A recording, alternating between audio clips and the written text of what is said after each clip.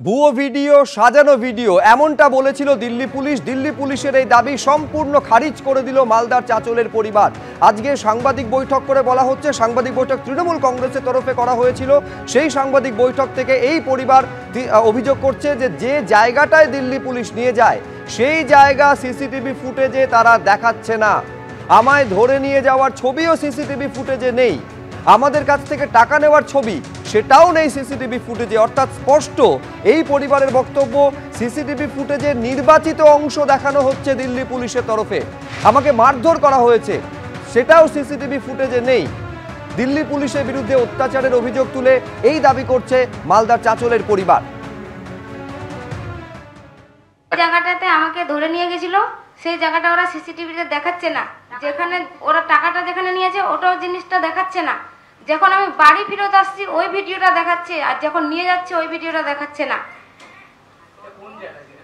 আমাকে একটা পার্কে নিয়ে গেছিল, ওখানে একটা হাসপাতাল ছিল, বাকি কিচ্ছু ছিল না, সুমসাম জায়গা ছিল। ওই জায়গাটা ওরা দেখাচ্ছে না। না, আমি তো কিছু জানি না, আমি তো ওখানে নতুন ছিলাম। আরো লোক ছিল না, কেউ ছিল না, ওরাই 4 জন ছিল, 2টা মহিলা। ওরা সাধারণ ড্রেসে ছিল আর বলছিল আমরা সিআইডি পুলিশ অফিসারের লোক, এরকম বলছিল। আর যখন আমাদেরকে ছেড়েছে থানা থেকে, আমাদেরকে হুমকি দিয়ে ছেড়েছে, যদি মমতার কাছে যে কিছু তোমরা সোশ্যাল মিডিয়ার সামনে বলো তাহলে তোমাদের জেল হবে। পুলিশওয়ালা বলেছে থানা থেকে, যেদিন আমাদেরকে ছেড়েছে কালকে।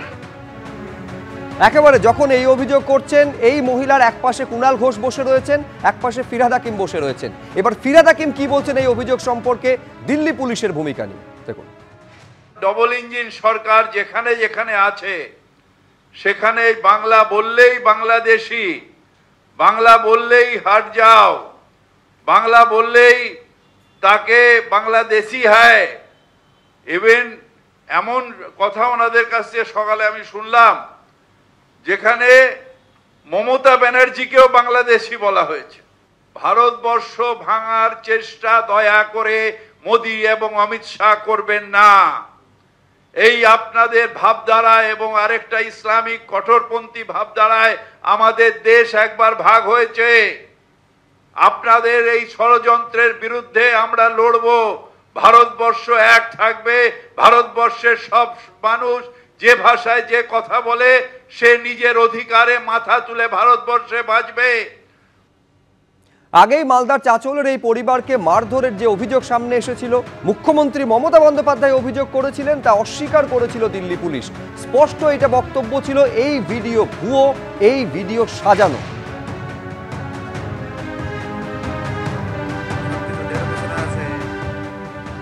देखो कपाल टपा सब फाटे देছে हमारे।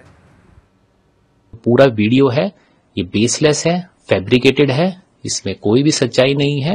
Chief minister of West Bengal उनके ट्विटर हैंडल से एक ट्वीट किया गया जिसमें ये बताया गया कि दिल्ली पुलिस के द्वारा एक बंगाली स्पीकिंग महिला और उसके बच्चे को असॉल्ट किया गया। इंटेरोगेशन करी तो इन्होंने बताया कि इनके कोई रिलेटिव हैं जो मालदा डिस्ट्रिक्ट वेस्ट बंगाल में रहते हैं और एक पॉलिटिकल वर्कर है। ये उन्होंने अपने अंकल को वहां पर भेज दिया और वहां पर इन्होंने लोकल मीडिया में इसको सर्कुलेट करके इसको वायरल कर दिया।